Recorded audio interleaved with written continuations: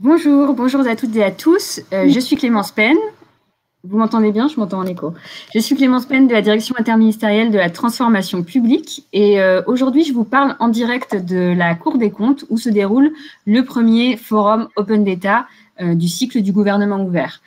Pour ceux qui arriveraient ici parfaitement par hasard, la DITP est en charge de piloter l'élaboration du 3e plan d'action de la France pour un gouvernement ouvert et d'élaborer les engagements pour le gouvernement qui défendent des valeurs d'ouverture, de transparence, de participation citoyenne et de redevabilité. Pour ça, on organise tout un cycle d'ateliers, d'événements, de co-construction entre l'administration et la société civile. Et le sujet d'aujourd'hui au Forum Open Data de la Cour des comptes, c'est la transparence de la vie publique et la transparence de l'action publique. Donc, on a plusieurs ateliers qui se déroulent en ce moment en présentiel. C'est une petite originalité, c'est une nouveauté pour tout le monde. Sur les sujets de la transparence des résultats, de l'accès des citoyens aux données, de l'ouverture des décisions de justice ou encore de transparence de la commande publique. Mais évidemment, comme les conditions sanitaires ne nous permettaient pas d'accueillir tous les citoyens comme on l'aurait souhaité, on a voulu organiser en parallèle ce live qui permet quand même de partager un petit peu ce qui se passe aujourd'hui. Et puis surtout, on a très envie d'entendre vos contributions, vos retours, vos commentaires et vos idées pour le prochain plan d'action. Pour cela, on a plusieurs invités. Tout d'abord, Thierry Lambert, le délégué interministériel de la transformation publique. Merci beaucoup, Thierry, d'être là. Et Laure Lucchesi, la directrice d'État Lab. Le député Éric Bothorel, qui a coordonné le rapport sur la politique de la donnée, nous rejoindra tout à l'heure en cours d'exercice. Et on va commencer sans plus tarder, car je vous prie de nous excuser pour notre petit retard, avec Thierry Lambert. Thierry, pour ceux qui arriveraient ici, encore une fois, complètement par hasard et qui n'auraient pas suivi notre cycle de micro ouvert tous les vendredis matins, est-ce que vous pourriez nous redire en introduction quelle est votre vision en tant que DITP du gouvernement ouvert pour ce 3e exercice? La France a rejoint le gouvernement ouvert en 2014. C'est quoi en fait l'approche DITP du gouvernement ouvert en 2021? Oui, bonjour Clémence. Je voudrais d'abord remercier tous ceux qui nous rejoignent aujourd'hui. Je vois sur le compteur des participants que nous sommes toujours plus nombreux et je m'en réjouis. Et c'est vrai que c'est agréable de pouvoir s'appuyer sur cette initiative pour que tout le monde puisse un peu participer à ce forum d'État, à ce forum Open d'État à la Cour des comptes, que je remercie de leur accueil, pour participer aussi à la réflexion malgré les contingences de la crise sanitaire. Alors, la DITP, c'est d'ailleurs l'EMTFP, la ministre Amélie de Montchalin, ministre de la Transformation et de la Fonction publique, qui a été chargée par le président de la République et le Premier ministre de piloter ce programme, et elle en a confié l'animation à la DITP, qui est la direction qui est en charge de la synthèse et du pilotage du programme de transformation publique. Et je crois que c'est ça qui est important, c'est que nous ne vivons pas cet exercice ou l'open government comme quelque chose d'à part.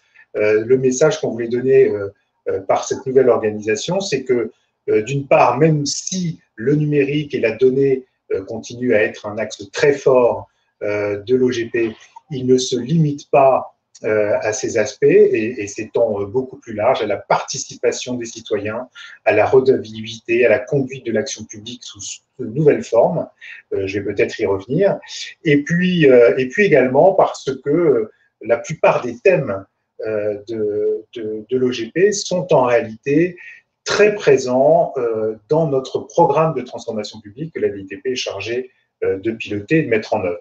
Donc voilà, donc on est très heureux et puis surtout de pouvoir compter sur Clémence et Marianne, qui sont les 2 personnes à la DITP qui sont en charge de cet exercice, mais qui travaillent bien entendu en grande collaboration, en amitié et de manière très étroite avec nos collègues et amis de la DINUM, et puis plus généralement avec l'ensemble des ministères. Donc on est très heureux de pouvoir mobiliser notre écosystème, nos réseaux, ceux de la DINUM, pour travailler ensemble sur la préparation de ce nouveau plan qui, encore une fois, je le répète, devient une partie intégrante de nos objectifs de transformation.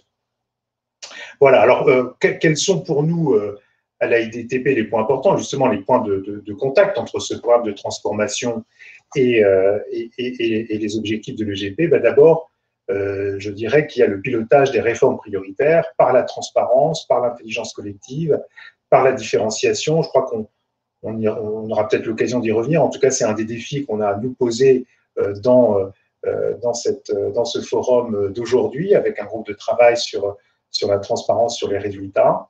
Il y a aussi le pilotage de l'amélioration continue des services publics, qui est une des missions importantes de la DITP, pour que l'action publique soit toujours plus simple, plus proche et plus efficace, qu'elle fonctionne sur la responsabilisation, sur l'implication des usagers avec de différentes façons. D'abord par la transparence et la redevabilité sur les résultats, qui était un engagement très important du président de la République, sur la possibilité que nous donnons aux citoyens de contribuer activement dès aujourd'hui à l'amélioration continue des services publics grâce à notre plateforme Service Public Plus, qui est adossée à servicepublic.fr et qui permet à chacun de partager son expérience, de nous dire si son expérience est bonne, voilà, on en sera content, mais aussi de nous aider à voir ce qui mérite d'être amélioré. Et donc, nous prenons très au sérieux ces feedbacks qui sont même d'ailleurs analysés avec des algorithmes, parce que vous imaginez qu'il y a quand même beaucoup de volume,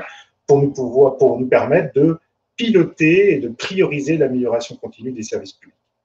La DITP, c'est son troisième grand point de convergence avec le programme OGP, c'est aussi la direction qui est en charge de la participation citoyenne au niveau interministériel, avec l'année dernière la création du Centre interministériel de participation citoyenne, qui développe les méthodes, qui donne à voir également les résultats, les suites. Donc nous sommes en train de le développer et j'imagine qu'on pourra en parler si vous avez des questions. Et puis enfin, c'est la direction aussi de l'innovation publique, du design, des laboratoires. Donc nous avons toute une équipe qui travaille activement à changer le logiciel de l'action publique, tel que le demandait le Premier ministre dans sa déclaration de politique générale, pour que nos processus soient de plus en plus centrés sur l'usager, centrés sur les agents, et donc qu'ils soient de manière systématique associés à la définition de la façon dont nous mettons en place l'action publique. C'est aussi pour nous un contact permanent avec des communautés d'innovation, avec le fameux hub des communautés, avec la communauté Futur Public, que Clémence a monté avec beaucoup de succès. C'est aussi nos réseaux de labs, des labs publics, bien entendu, au niveau des administrations centrales, des opérateurs, mais aussi le réseau des labs territoriaux que nous finançons et que nous accompagnons et que nous développons, pour là aussi ne pas bien prendre en compte les différences du terrain, prendre en compte le contact et l'intimité avec les usagers pour pouvoir innover de manière agile, de manière rapide et de manière très collective, parce que nous avons une conscience que l'action publique ne se limite pas aux frontières de l'État. L'intérêt général n'est pas non plus, l'État n'est pas le seul à avoir le monopole de l'intérêt général. Et donc, dans ces laboratoires territoriaux, dans nos labs centraux, nous essayons d'avoir toujours plus de projets communs avec les collectivités locales, voire avec la société privée, pour innover ensemble. Voilà, donc, et puis bien entendu, beaucoup de place laissée aussi à la recherche, à des collaborations au sein de nos communautés de chercheurs, des associations comme la 27e région qui est présente aujourd'hui. Et donc, vous voyez qu'à travers toutes ces activités, eh bien, nous sommes vraiment en adhérence avec les objectifs du programme pour un gouvernement ouvert. Et nous comptons bien sur cette journée, puis sur les autres forums, pour continuer à nourrir, à développer, à rencontrer plus d'idées, à rencontrer davantage d'input des citoyens et de la société civile pour nous permettre d'améliorer notre programme. Voilà ce que je pouvais dire en introduction, chère Clémence. Merci beaucoup, et j'en profite parce que je ne l'ai pas dit pour vous redire que bien sûr vos questions sont les bienvenues dans le chat et je les relayerai tout au long de ce rendez-vous. Thierry, est-ce qu'on peut vous demander de nous raconter un petit peu ce qui se joue aujourd'hui dans l'atelier qui est piloté par la DITP et donc qui porte sur la transparence des résultats et dont l'enjeu est de réfléchir avec plusieurs experts, UX designers, spécialistes, chercheuses spécialistes de l'évaluation participative. Il y a aussi la directrice du think tank Décidons Ensemble, de réfléchir à comment est-ce qu'on pourrait repenser la posture de redevabilité de la France et par exemple en essayant d'ouvrir un petit peu le dispositif du baromètre des résultats aux citoyens. Alors moi, je pense que c'est un enjeu extrêmement important. C'est d'ailleurs pour ça qu'on l'a mis au débat aujourd'hui. Le président de la République, dès sa campagne d'ailleurs, avait fait une promesse de transparence sur les résultats de l'action publique, les résultats des services publics. Je pense que c'était un engagement très important. Nous sommes très heureux à la DTP d'être chargés de le mettre en œuvre et nous le faisons à travers deux outils. D'abord, la plateforme Service Public Plus qui a été inaugurée par Amélie de Montchalin au mois de janvier et qui permet et qui donne à voir pour tous les Français les résultats des services publics, de l'ensemble des services publics, hôpitaux, écoles, caisses d'allocation familiale, brigades de gendarmerie, leur donne à voir les résultats des services publics de leur quotidien près de chez eux. Donc c'est un maillage très fin, très territorial, très local, très dans le quotidien. Et puis l'autre grande innovation qui a été également inaugurée par Amélie de Montchalin cette année, au mois de janvier également, c'est le baromètre des résultats de l'action publique. Et là, c'est une innovation assez fondamentale, puisque la culture de l'action publique, c'était de travailler beaucoup sur les lois, sur les décrets d'application, et puis ensuite d'évaluer ex post les résultats. Et là, nous sommes entrés dans une logique très différente de pilotage de l'action publique en mobilisant à la fois la transparence, mais également le souci de l'impact des résultats, de l'impact de l'action publique dans les territoires, dans le quotidien des Français. Et encore une fois, c'est un vrai pilotage par l'impact. Donc, on ne s'agit pas de savoir si on a bien mis en place les financements, etc.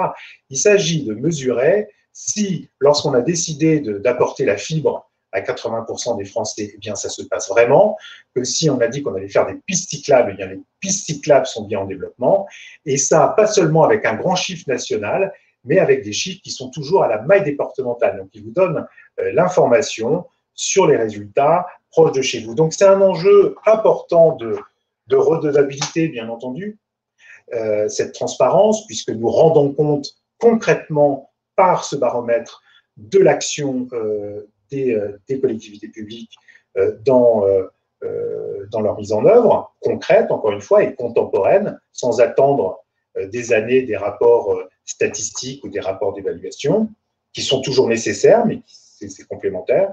C'est un enjeu important d'efficacité, encore une fois, cette question de l'impact et de faire en sorte que les résultats sont connus et sont mesurés crée de l'efficacité. C'est aussi un enjeu d'engagement. Et l'engagement est important ici parce qu'il est très large. Car encore une fois, comme je disais tout à l'heure, l'action publique ne se limite pas aux frontières de l'État, elle ne se limite, l'intérêt général n'est pas le monopole de l'État. Et donc, lorsqu'on parle de pistes cyclables, lorsqu'on parle comme je disais tout à l'heure, de très haut débit pour développer le numérique, ce n'est pas seulement l'affaire de l'État.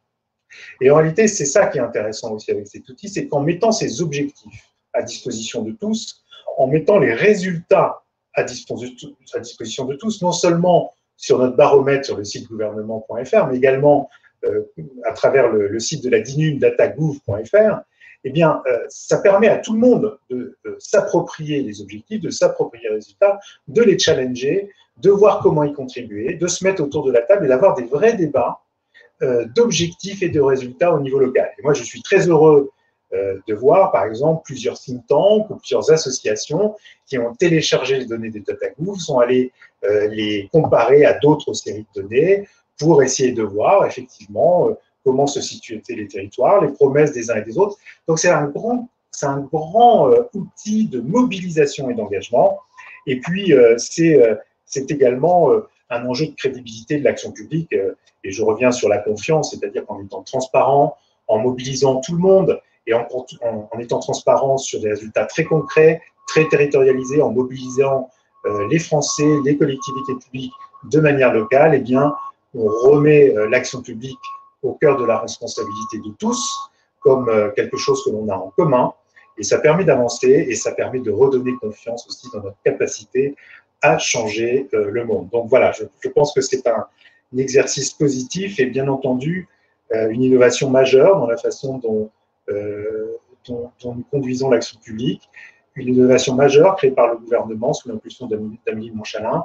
Et je pense que ce que nous souhaitons aujourd'hui, eh bien, c'est de partager là où nous en sommes avec cet outil et de mettre au défi du petit groupe qui travaille, que vous avez mentionné tout à l'heure, Clémence, de nous dire comment on peut aller plus loin, comment appliquer encore davantage les citoyens, comment mettre ces résultats de manière encore plus évidente et plus facilement à disposition de tous, comment pour imaginer le futur, faire développer cet outil pour qu'il continue à remplir, à répondre aux enjeux de confiance, de rédébilité, de crédibilité, d'engagement, de mobilisation de tous. Et ça, on est vraiment, il me semble, au cœur des objectifs du gouvernement ouvert. Et je suis déjà très impatient de voir ce que le groupe va pouvoir nous dire, mais aussi ce que les auditeurs de ce live stand vont pouvoir nous aider à concevoir pour demain. Merci beaucoup. Alors, on prend un petit peu de retard, mais je vous pose une dernière question avant de vous libérer pour vous permettre de nous rejoindre à la Cour des comptes. Il y a une question de Tony qui demande, alors c'est une question un peu piège puisque Laure Lucchesi nous regarde, mais comment vous définiriez la différence entre du coup la touche DITP et la DINUM et les plans précédents? Je crois que, comme je le disais tout à l'heure, il n'y a pas d'opposition, c'est-à-dire que la DINUM est toujours, je veux dire, c'est pas parce que la coordination a changé de tête, la DINUM va continuer à jouer son rôle extrêmement important d'animation intellectuelle sur les questions de données. On va en parler avec Éric Bothorel tout à l'heure. Le CITP du 5 février a fait des avancées très importantes à la suite du rapport Bothorel, donc ça reste toujours au cœur. Et quand je viens de parler des résultats de l'action publique, bien entendu, la partie donnée est importante. Et je crois que le message ici, c'était de dire que, justement, ça ne se limitait pas à la transformation numérique, ça ne se limitait pas aux données, mais qu'il s'agissait bien d'une transformation beaucoup plus large. Et c'est là où est la responsabilité de la DITP, non seulement ce qu'elle a en propre sur la participation citoyenne, mais plus largement d'animer le travail interministériel sur les grands axes du programme de transformation publique. Et donc, le signe, c'est d'ancrer encore plus le PGO dans l'ADN de notre programme. Merci beaucoup. Est-ce que je peux vous poser une dernière question, juste pour se donner un peu des inspirations, et Tony vous remercie. Vous avez rencontré notamment d'autres pays, et par exemple l'Écosse fait partie des inspirations. Est-ce que vous pourriez peut-être nous en dire deux mots, et aussi, voilà, ma question ce serait, est-ce que le baromètre c'est un dispositif qui est évolutif? Est-ce qu'il y a déjà des évolutions qui sont prévues, d'autres indicateurs? Est-ce que ça peut s'étendre à d'autres réformes? En gros, jusqu'où, quel est le cadre d'imagination qu'on peut poser aux citoyens sur ce sujet? Alors, il y a plusieurs questions quand même dans ce que vous posez. Alors, en fait, c'est vrai qu'on a fait un petit benchmark pour dire on a un super outil, mais il est perfectible, que font les autres? En fait, on n'a pas trouvé d'équivalent dans nos benchmarks, et même en sollicitant nos réseaux, donc on n'a pas vraiment trouvé l'équivalent du baromètre. Le cas écossais est extrêmement inspirant parce que il est peut-être plus construit au cours d'un exercice qui appelle le consensus de la société civile, et donc qui détermine les objectifs politiques du gouvernement de manière un petit peu plus participative. Mais très honnêtement, comme on les a contactés il y a 2 mois, mais comme ils étaient en pleines élections, on n'a pas eu le temps de vraiment approfondir le sujet, donc on va continuer à travailler avec eux. Eux, ils étaient pour leur part plutôt impressionnés par notre outil, qui en revanche donne des résultats extrêmement tangibles, très ouverts, mis à disposition des données, ce que ne fait pas leur programme. Donc on va regarder un petit peu comment on peut s'en inspirer, mais peut-être que certains des auditeurs auront des idées et le connaissent mieux que moi. Ce qui est important, pourquoi le baromètre aujourd'hui est limité, c'est parce que ce baromètre, c'est d'abord un outil de pilotage des politiques prioritaires. Donc, on veut mobiliser, on veut mettre l'énergie sur un nombre limité de réformes. Donc, c'est bien entendu le gouvernement qui a été élu et qui est en charge de définir sa politique et ses priorités. Donc aujourd'hui, ce baromètre, il est construit pour rendre compte de cette action-là. Donc on pourra mettre au débat les évaluations, mais c'est vrai que si on veut que ça garde son impact, il faut qu'on limite les objectifs. C'est-à-dire que si on mettait toute l'action gouvernementale dans un tel baromètre, il serait peut-être rapidement peu lisible. Donc voilà, aujourd'hui, le parti pris, ça a été de n'y mettre que nos réformes, que nos politiques prioritaires définies par le gouvernement et qui font l'objet d'une intensité de travail, de management, de développement, de mobilisation des leviers locaux par les services de l'État. Merci beaucoup. Et j'appelle Laure Lucchesi sur scène et pour se dire au revoir, Thierry, je ne résiste pas à vous poser quand même une dernière question parce que je sais que c'est un sujet qui vous tient beaucoup à cœur. Comment est-ce qu'on peut engager les jeunes dans ce type de dispositif? C'est un travail qu'on a mené.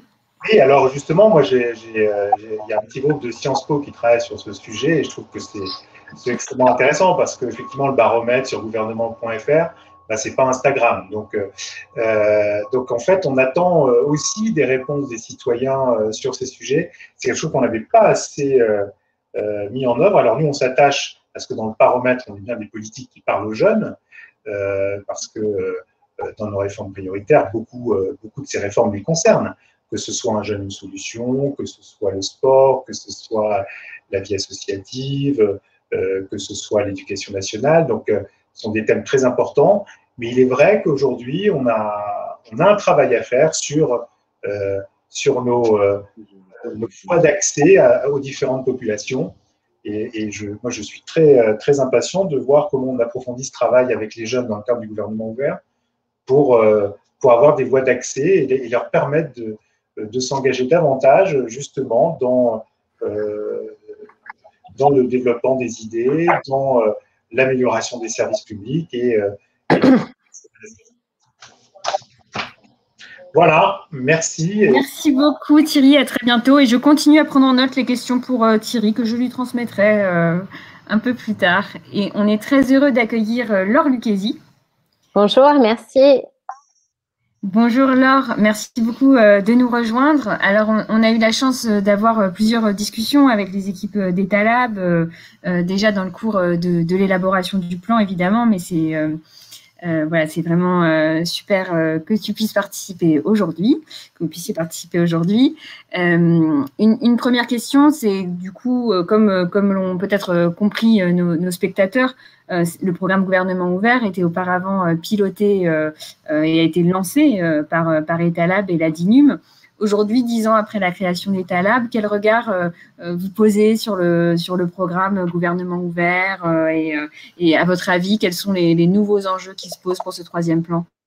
Ouais, merci beaucoup Clémence. D'abord, je voudrais dire que je suis un petit peu émue puisque, comme je l'ai mis dans le chat et sur Twitter à l'instant, alors je suis pas physiquement moi à la Cour des comptes aujourd'hui, mais je peux pas m'empêcher de repenser à ce qui s'est passé il y a 7 ans maintenant, puisque le 24 avril 2014, donc on a organisé une conférence avec vraiment différents participants, Didier Migaud, notamment Maryse Lebranchu, l'équipe de la Transparency Team du Royaume-Uni avec qui on était en contact et beaucoup de participants internationaux. Et à cette occasion-là, donc, Maryse Lebranchu annonçait l'adhésion de la France au PGO. Donc, ça a été vraiment un moment fort. Et voilà, 7 ans plus tard, je suis heureuse de voir que la Cour, bien sûr, s'est pleinement engagée aussi dans l'ouverture de son action, que la Haute Autorité pour la transparence de la vie publique est encore très présente. Donc, il y a vraiment, je vois, une grande continuité, mais surtout,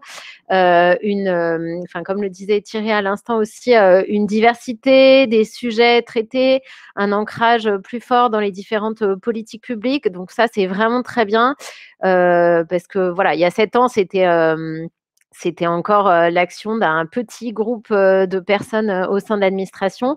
Et c'est vrai qu'on faisait un peu office de pionnier et je me réjouis vraiment que la DITP ait repris le flambeau pour amplifier cet effort-là et effectivement le faire sortir aussi d'un premier ancrage qui était un petit peu effectivement numérique par notre ADN, celui des Talab, parce que le sujet est quand même parti aussi initialement un peu de la politique d'open data.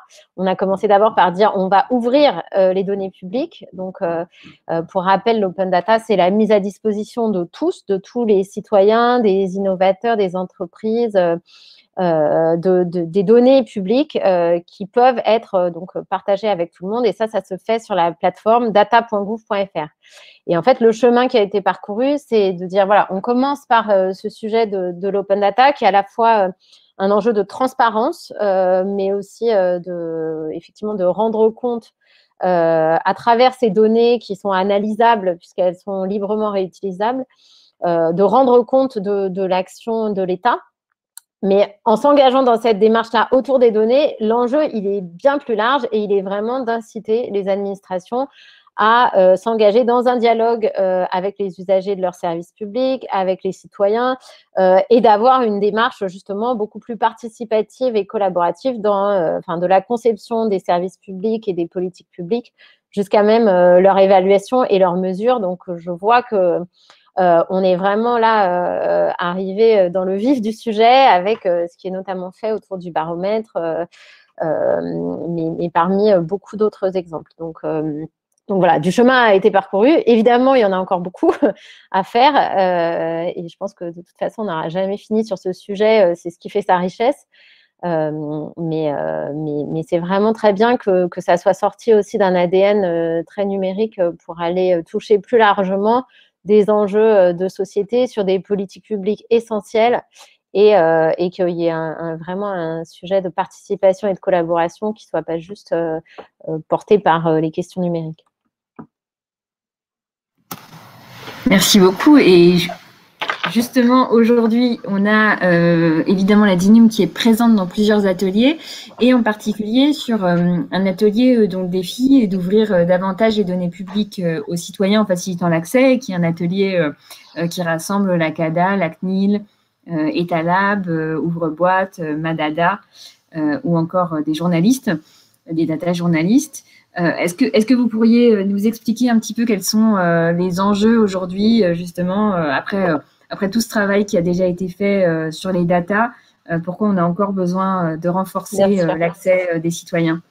Alors, c'est un super sujet. En France, on a la chance d'avoir effectivement un cadre juridique qui est très complet avec en 1978, la même année, donc effectivement la loi informatique et liberté, et de l'autre côté, la loi dite CADA sur l'accès aux documents administratifs, donc qui a donné énormément de possibilités aux citoyens sur demande d'accéder à l'information, et donc pas seulement à la donnée, mais à l'information produite ou reçue par les administrations. Donc, il y a une démarche une procédure qui existe pour permettre l'accès à cette information. Ce qui s'est passé, ce qu'on a renouvelé quand même au moment de la loi pour une république numérique, c'est vraiment de rajouter une brique qui complète ce droit d'accès à l'information détenue par l'administration en disant, et dans un certain nombre de cas, cette information, elle existe sous forme de données.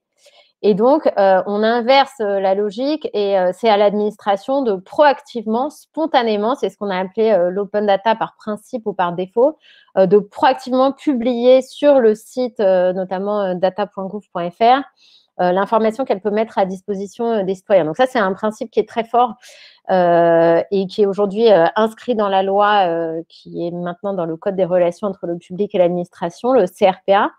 On en parle beaucoup en ce moment puisque, par exemple, la mise à disposition des données autour de du Covid et le portage par des personnes comme Guillaume Rosier montre l'importance justement de la mise à disposition spontanée de ces données. Le principe, il existe dans la loi, mais il n'est pas encore totalement appliqué partout et c'est pas simple d'avoir justement cette publication proactive. Donc, dans un certain nombre de cas, on a encore besoin d'aller effectivement demander des informations aux administrations. Donc, ça, c'est le travail de la CADA qui a un rôle vraiment très important. Tout ça, bien sûr, en respectant un équilibre des libertés. Donc, bien sûr, il ne faut pas non plus mettre en danger d'autres libertés fondamentales et la protection de la vie privée. Enfin, ça doit être bien équilibré avec les sujets de données à caractère personnel, évidemment. D'autant plus que là aussi, le cadre juridique s'est beaucoup renforcé sur ce volet-là. Donc, on a des enjeux d'équilibre entre les deux et aussi d'outiller beaucoup plus facilement non seulement la mise à disposition spontanée des données par les administrations, mais aussi la consultation, par exemple, de tous les avis qui ont été rendus par la CADA, comment les procédures, enfin la procédure de demande d'accès a pu être engagée, traitée ou non. Donc, il y a beaucoup d'améliorations encore à apporter dans l'outillage de tout ce dispositif qui est vraiment assez complet et volontariste dans les principes, mais qui doit encore être facilité dans sa mise en œuvre. Donc, c'est l'enjeu de l'atelier en ce moment. Merci beaucoup. Est-ce que sans dévoiler des sujets qui ne seraient pas encore arbitrés ou qui seraient confidentiels, vous pouvez nous dire un petit peu sur quel type d'enjeux Etalab et la DINUM sont aussi en train de travailler en parallèle et qui pourraient peut-être relever du futur plan d'action gouvernement ouvert? Bien sûr. Alors, évidemment, donc ce sujet d'ouvrir beaucoup plus de données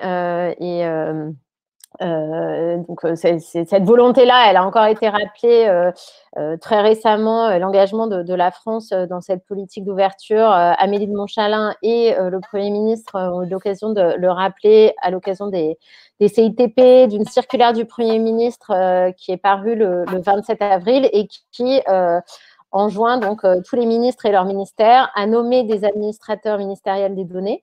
Donc, en fait, dans chaque ministère, il y aura une sorte de Chief Data Officer dont une des missions, ce sera vraiment, là aussi, d'accélérer la politique de partage des données de son ministère. Et il y a des ouvertures de données vraiment importantes, encore une fois, sur des politiques publiques vraiment essentielles qui ont été annoncées et qui font l'objet d'un suivi très régulier.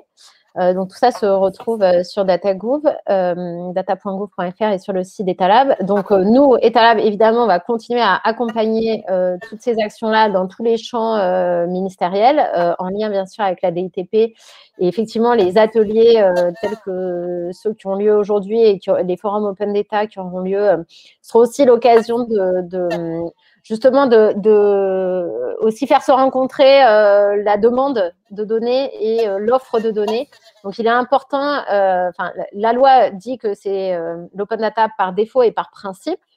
Néanmoins, tout ce qui fait l'objet de demandes importantes peut être aussi amené à être priorisé. Donc, il est important d'arriver à capter cette demande d'information et de données des administrations. Donc, on accompagne ce travail-là. On a donc travaillé notamment effectivement sur le baromètre des réformes, les données j'en ai parlé, sanitaire et donc autour notamment de l'épidémie de Covid, non seulement dans le domaine de la santé, mais aussi toutes les aides aux entreprises, la dimension économique, la transparence du plan de relance, toute la mise à disposition de ces données et leur analyse sous forme de tableau de bord, c'est quelque chose sur lesquels on continue de porter un effort particulier et qui pourrait figurer dans le plan d'action. La participation justement aussi donc, à l'animation des différentes communautés et faire en sorte que ces données, elles sont non seulement partagées, mais elles puissent être le plus utile et le plus réutilisable par les réutilisateurs.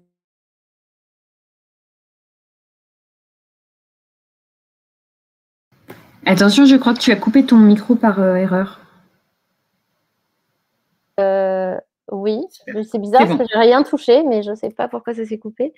Pardon, j'ai perdu le fil. Oui, dans la circulaire du Premier ministre et en écho aussi aux travaux d'Éric Bothorel et des rédacteurs du rapport, la DINUM, vous me voyez encore? Mais c'est très bizarre parce que je ne touche à rien, donc je pense qu'on me désactive. Je pense que le gouvernement ouvert est en train d'être activé. Exactement. Pardon, j'ai perdu le fil. Oui, en écho aux travaux de la mission Bothorel et des annonces du Premier ministre, la DINUM va aussi renforcer son action autour des logiciels libres et des communs numériques. Donc là, a été également annoncée la création au sein de la DINUM d'un pôle d'expertise sur le logiciel libre et qui va travailler à un plan d'action à la fois pour faire en sorte que les logiciels libres qui sont disponibles puissent être plus facilement référencés et utilisés par les administrations. Il y aura aussi un travail sur l'ouverture des codes sources des logiciels produits par l'administration et bien sûr l'animation des contributions et des communautés autour de ces sujets-là, ainsi qu'une action aussi en matière de RH, puisque le sujet de l'open source, c'est aussi une façon d'attirer des compétences et d'animer des communautés au sein même de l'administration. Donc, il y a une action importante autour du logiciel libre. Voilà, je vois Bastien Guéry qui est connecté et qui fait coucou, qui est notre référent à Etalab sur ce sujet du logiciel libre et de l'open source et des communs numériques. Donc, il est à votre disposition si vous voulez en savoir plus. Et puis, j'ai perdu le fil de nouveau, je suis désolée. Oui, si, dernier point, pardon. Sur la transparence de l'action publique, il y a aussi un sujet, bien sûr, de rendre plus transparente et plus explicable et plus responsable, si tant est qu'elle doit l'être, l'utilisation par la puissance publique des algorithmes, puisqu'il y a de plus en plus d'usage des data science et des algorithmes dans l'action publique et que là encore figure dans la loi et le code des relations publiques des relations entre le public et l'administration des obligations de redevabilité sur les algorithmes publics. Donc comment on sait expliquer dans les règles générales, mais aussi dans les cas individuels, l'usage qui est fait des algorithmes, et notamment quand ça donne lieu à une décision individuelle. Et donc, on fait tout un travail d'accompagnement des administrations pour pouvoir les sensibiliser à ces enjeux-là et les aider à mettre en œuvre, à répondre aux obligations légales, mais surtout à travailler by design sur des algorithmes qui soient facilement explicables et qu'on sache raconter, en fait, et rendre compte, là aussi, de façon compréhensible aux usagers, aux citoyens, de l'action, de l'usage qui est fait de ces algorithmes dans le service public. Voilà, c'est les quelques champs sur lesquels on travaille et qui feront probablement l'objet d'engagement dans le prochain plan d'action. C'est très enthousiasmant et si ça vous intéresse, vous pouvez aussi bien sûr participer au cycle du printemps de la data d'Etalab pour participer à davantage de conversations avec l'équipe de l'OR. Alors, annonce de service, le député Éric Bothorel ne pourra finalement pas nous rejoindre parce qu'il a de grosses difficultés de connexion depuis l'Assemblée nationale où il est en séance. Mais c'est un mal pour un bien, car nous avons énormément de questions pour Laure dans le chat. Donc, je vais pouvoir lui relayer. Alors, une première qui m'intéresse beaucoup à titre personnel, c'est la question quelle serait la prochaine étape de l'ouverture des données numériques et, pardon, je les confonds, et quid d'un hub numérique du citoyen pour paramétrer l'ouverture d'accès et de partage de ces données personnelles. On travaille par exemple avec les ministères sociaux autour du compte personnel de santé, autour de l'encapacitation des citoyens sur leurs données personnelles. C'est des sujets sur lesquels, évidemment, Etalab a beaucoup travaillé. Est-ce que tu penses que c'est une bonne orientation? Et tu es à nouveau en mute. Et vraiment, je m'excuse auprès du public de vous voyer puis tutoyer notre intervenante. Enfin, en tout cas, moi, ça ne me pose pas de problème. Mais je suis désolée, je ne comprends pas parce que je mets les mains en l'air, je ne touche pas à mon micro. Donc, je ne sais pas ce qui se passe. Alors, il y a beaucoup de questions, enfin, de sous-enjeux et de sous-sujets autour de ces questions. Donc, d'abord, nous, le cœur historique de ce sur quoi on travaille, ce sont les données publiques, donc plutôt les données qui ne sont pas des données personnelles. C'est tout ce qui sont des données de gestion ou des données métiers, mais qui, globalement, ne sont pas les données des usages et des usagers du service public. Néanmoins, il y a énormément d'enjeux, effectivement, autour de l'exploitation des données, cette fois-ci individuelles. Donc d'abord, il y a un premier champ qui est le partage de données entre administrations. C'est-à-dire là, on ne parle pas de l'ouverture à tout le monde, mais de faire en sorte que l'action publique, elle puisse être simplifiée, parce que les usagers aient une meilleure expérience des démarches administratives. Donc ça, c'est le principe de l'échange de données entre administrations et notamment du dites-le-nous une fois, sur lequel on a aussi une action vraiment complète. Et dans le baromètre des démarches du top 250 des démarches administratives, on a bien cet indicateur-là du dites-le-nous une fois qui fait l'objet d'une mesure et d'une évaluation. Ça, c'est vraiment pour simplifier les démarches des usagers. Et par ailleurs, il y a un autre sujet qui est effectivement celui qu'on appelle parfois le smart data, c'est-à-dire comment un usager donne l'accès, autorise de lui-même la circulation de ses données personnelles entre différents acteurs. Donc, effectivement, il y a des réflexions autour de ces chantiers-là. Ça peut aussi ouvrir un autre champ qui est vraiment intéressant, qui est celui de l'administration proactive, au sens où en fait il y a un certain nombre de démarches où il y aurait même plus, enfin c'est dites-le nous 0 fois en fait, vous n'avez même plus besoin de nous le dire, on vous indique que typiquement une démarche est à renouveler, voire même on peut allouer automatiquement des bénéfices, des droits, ouvrir des droits aux citoyens. Donc, il y a une réflexion aussi qui est engagée autour de ces questions-là. Et il doit y avoir effectivement un espace où déjà l'utilisateur, l'usager voit les données qui sont échangées. Aujourd'hui, dans France Connect, par exemple, c'est une première étape pour ceux qui utilisent France Connect. On vous dit, si vous vous connectez avec France Connect, quelles sont les données qui sont utilisées dans la connexion au service, quelles sont vos données personnelles. Donc, vous avez déjà une information qui vous est faite des données qui circulent. Et il pourrait y avoir effectivement à terme un espace où on a plus de contrôle sur ces données-là. Et il y a des travaux en ce moment dans le cadre du projet de loi 4D sur ces questions. Merci beaucoup.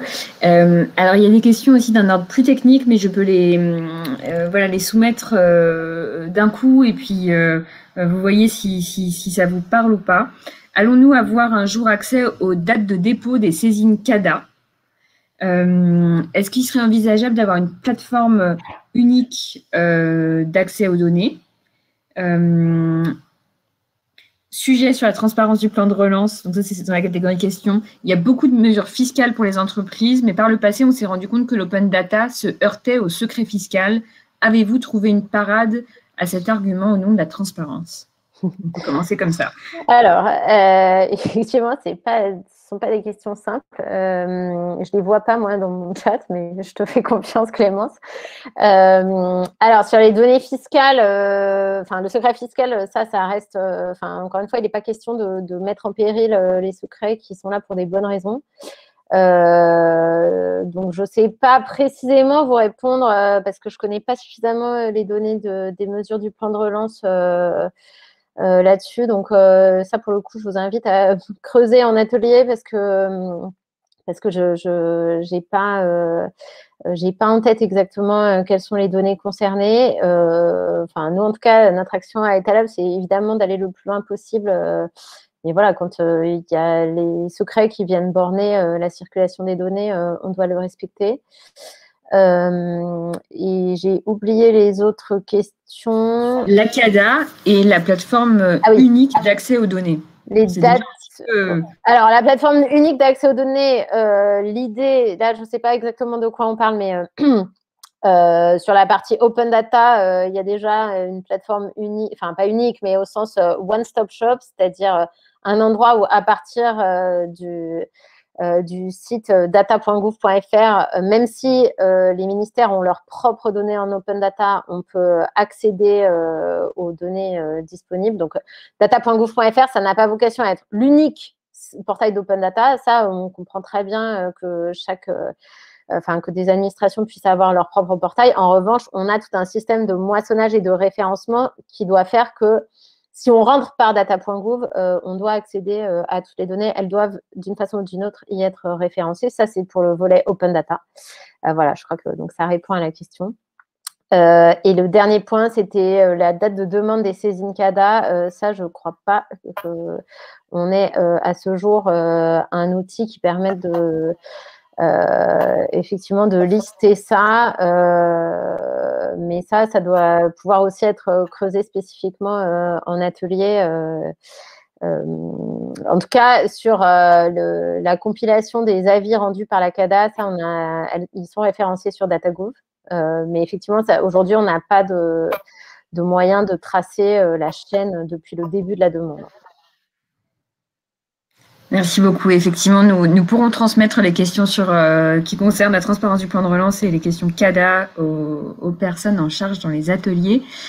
Des questions plus générales sur le process du gouvernement ouvert, plus facile. Est-ce qu'il y a, donc parce qu'on l'a pas forcément redonné en introduction les éléments de contexte, donc il y a une question qui demande s'il y a des démarches similaires qui sont engagées à l'échelle européenne. Alors, bien évidemment, c'est un dispositif international, donc oui, mais peut-être que Laure, vous pouvez nous donner plus de détails sur, en particulier, le sujet des données, comment se situe la France, est-ce qu'on est en phase, en avance, en retard? Et puis, une question de Benoît qui pointe le fait que dans notre rapport d'auto-évaluation du dernier plan d'action 2018-2020, il y a seulement 5 objectifs sur 21 qui sont totalement atteints. Alors, qu'est-ce qu'on fait des autres? Est-ce qu'on les a abandonnés? Est-ce que c'est toujours en cours? Donc ça, évidemment, je pourrais compléter. Clémence, voilà, je pourrais évidemment compléter comment fonctionne un rapport d'auto-évaluation. Ouais. Alors, donc effectivement, sur la partie internationale, l'open data, c'est pas du tout une spécificité française et bien sûr, c'est un mouvement international. Enfin, globalement, l'ouverture, cette démarche d'ouverture des données publiques, aujourd'hui, maintenant, en France, ça figure dans la loi, enfin, depuis la loi pour une république numérique, mais c'est avant tout une stratégie aussi volontariste, quoi. C'est bien, et ça, enfin, Amélie de Montchalin l'a réaffirmé, ainsi que le Premier ministre. Derrière ce qu'il y a comme obligation réglementaire, il y a bien une volonté à travers cette démarche d'ouverture, encore une fois, de s'engager dans une amélioration continue, une action publique qui rend compte, etc. Donc, c'est une stratégie. D'autres pays sont plus ou moins engagés dans une stratégie similaire, mais globalement, il y a quand même maintenant, ces démarches-là, on la retrouve dans tous les pays qui sont membres du PGO et quand même assez largement à l'échelle internationale. Et d'ailleurs, à tous les niveaux d'instance, enfin, à la fois dans les gouvernements nationaux, mais aussi, et Clémence, tu le sais bien, à l'échelle des collectivités territoriales. Donc, c'est vraiment un mouvement global. Il y a maintenant un cadre européen. À l'échelle européenne, donc on a la directive PSI, Public Sector Information, qui date, donc il y a eu une version en 2013, mais là, elle est en train d'être réactualisée. Donc là aussi, elle met des obligations pour tous les pays européens en matière de partage des données du secteur public. En France, elle est déjà, déjà transposée parce que le droit national intègre déjà et a même inspiré certaines des dispositions européennes. Mais donc, il y a un cadre commun. Et par ailleurs, puisqu'on parlait de secret tout à l'heure, ça croise quand même une autre démarche à l'échelle européenne qui est le Digital Governance Act, qui lui parle de données et notamment de données qui peuvent être protégées par des secrets. Donc, les deux travaux se croisent. On parle d'altérité des données dans ce Digital Governance Act. Donc, il y a un cadre qui évolue à l'échelle européenne. Et enfin, la France, dans tout ça, elle est plutôt en tête des classements mondiaux. Il y a un classement de l'OCDE, il y a un classement de l'Union européenne, il y a un classement de temps en temps des Nations Unies sur le e-government. La France est quand même dans le peloton de tête de tous ces classements. Et franchement, quand on regarde, c'est vrai qu'on a quand même beaucoup de bases de données super importantes qui sont déjà mises à disposition, mais bien sûr, il y a encore plein d'axes d'amélioration, notamment sur la qualité de la donnée et la rencontre, encore une fois, avec les réutilisateurs de données.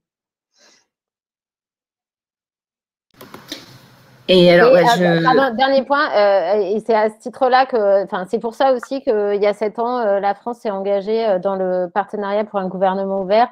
C'est bien dans l'esprit d'être au contact de nos pairs et d'une société civile internationale et d'être au contact des meilleures pratiques en la matière pour pouvoir avoir cette logique d'amélioration continue et d'émulation. Et c'est vraiment important, et c'est à ce titre-là aussi que le PGO et cette communauté de partage de pratiques est importante. Oui, et là-dessus, je rejoins une question qui a été posée plus tôt par Tony, qui demandait si la DITP collabore avec l'ambassadeur en charge du numérique. Et donc, je confirme effectivement tous ces aspects de collaboration internationale, d'émulation, d'échange entre pairs sont même devenus si institutionnels qu'un ambassadeur est désormais en charge de représenter la France dans ses activités. Et donc évidemment, bien sûr, on collabore tout le temps avec lui, notamment pour essayer de porter les enjeux de gouvernement ouvert dans le cadre de la présidence française pour l'Union européenne ou au G7 ou dans ce genre de cercles internationaux. Et je peux apporter un début de réponse et Laure peut peut-être compléter sur la question des rapports d'évaluation. Donc, à la fin de chaque cycle, la France auto-évalue collectivement avec les administrations, avec la société civile, la façon dont a été mené le plan d'action. L'évaluation, elle porte à la fois sur la méthode. Est-ce que on a bien engagé la société civile? Est-ce qu'on avait bien concerté, etc. Et puis sur la mise en œuvre elle-même. Là-dessus, il y a parfois vous pourrez le rapport d'auto-évaluation est en ligne, donc je vous invite tous à aller le consulter. C'est très transparent et expliqué. Il y a des actions qui ont tout simplement, depuis le moment où elles ont été conçues en 2017, qui n'étaient plus si pertinentes. On proposait de mettre les données dans tel fichier, mais finalement, entre-temps, la HATVP a développé un nouveau site et est partie dans une autre direction, etc. Donc, parfois, les actions telles que décrites dans le plan ne sont pas mises en œuvre, mais on est allé plus loin. Ou bien le projet a été, autre exemple, sur l'engagement, sur l'ouverture des outils de décision aux citoyens. Ça a bien été mis en œuvre, mais on est passé à autre chose, puisqu'entre-temps, le Centre interministériel de la participation citoyenne a été créé avec le concours de la DINUM, il y a eu un transfert de compétences, etc. Donc voilà, il ne faut pas s'arrêter seulement à la petite couleur qu'on a donnée à l'état de l'engagement. Il y a bien évidemment, oui, un prolongement entre chacun des plans d'action, et on peut le voir rien qu'entre le plan d'action 1 et 2. On voit que sur la Haute Autorité pour la transparence de la vie publique, sur la Cour des comptes, sur la transparence de la commande publique, il y a un vrai cheminement qui se fait et les administrations qui restent très engagées. D'ailleurs, aujourd'hui, on a à nouveau un atelier sur la transparence de la vie publique, sur la transparence de la commande publique, où il s'agit vraiment de monter en charge sur des engagements qui ont été initiés finalement dès le premier plan d'action. Et là-dessus, peut-être un mot, Laure, moi j'aimerais bien vous entendre sur plus généralement, puisque ça fait aussi partie des grandes missions, des grands succès d'État Lab, sur l'ouverture de l'administration et sur la façon dont on peut au-delà juste de l'élaboration des plans d'action, aussi concourir à transformer la culture de l'administration, à engager des agents publics, à impliquer des nouveaux services, des nouveaux ministères. Voilà, quel regard vous portez là-dessus après 2 plans d'action et comment est-ce qu'on pourrait aller plus loin? Oui, ce sujet du passage à l'échelle, il est vraiment important. On l'a identifié depuis le début.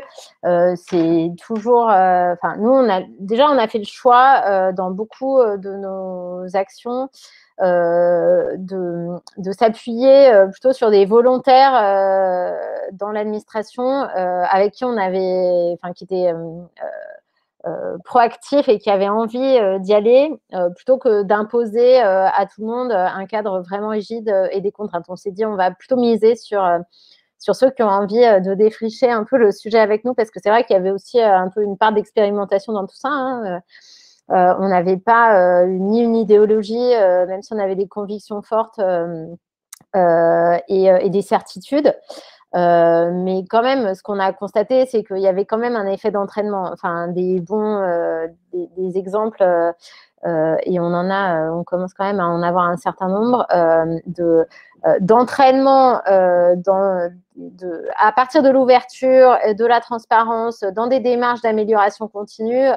On en a quand même relevé un certain nombre. Mais c'est vrai qu'il faut maintenant prendre encore plus d'ampleur.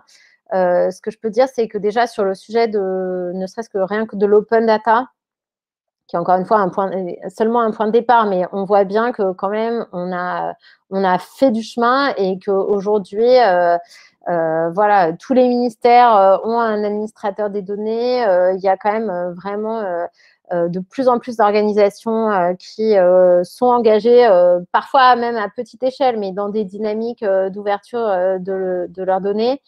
C'est vrai aussi au niveau des territoires et des collectivités territoriales. Donc, il y a quand même un effet amplificateur qui est assez clair.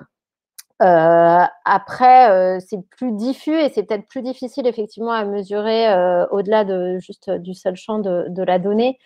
Mais là, c'est vous qui avez peut-être une vue plus complète à ce jour de la maturité des administrations en la matière, mais j'ai quand même l'impression que la culture aussi change, quoi, et que c'est quand même, il y a des labs un peu partout sur l'innovation dans les différents ministères, des sujets tels que la co-construction, enfin le co-design, les nouvelles méthodes de conception et d'évaluation plus ouvertes, ça fait aussi son chemin. Enfin, moi, j'ai quand même le sentiment que de nouveau, on n'est pas au bout du chemin, mais qu'il y a quand même beaucoup de progrès qui a été fait en la matière.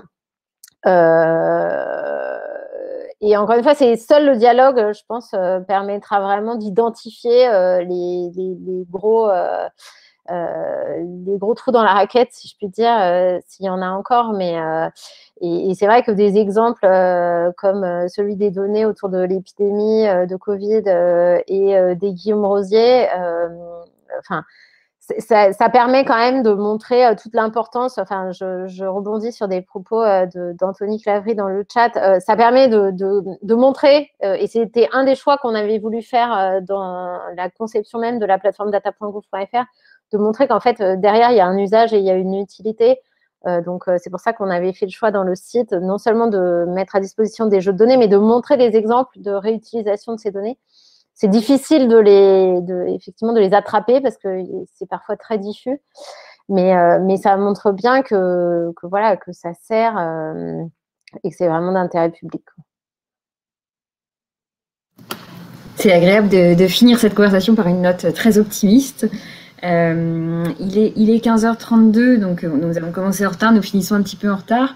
Il me reste vraiment à vous remercier et surtout d'être resté double dose, mais franchement ça valait le coup, c'était super intéressant.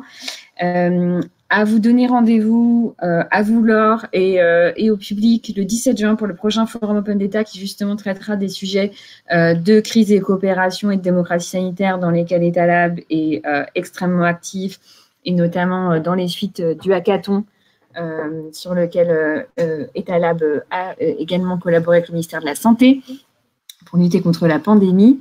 Et je vous laisse la parole pour un mot de conclusion. Et je vous donne rendez-vous aussi à tous à 16h pour la restitution des ateliers qui va se faire, qui sera directement retransmise sur YouTube et sur les réseaux sociaux et qui se fera en présence notamment de la ministre Amélie de Montchalin, de Pierre Moscovici, de la présidente de la Cour de cassation, du président de la Haute Autorité pour la transparence de la vie publique et du président de la CADA.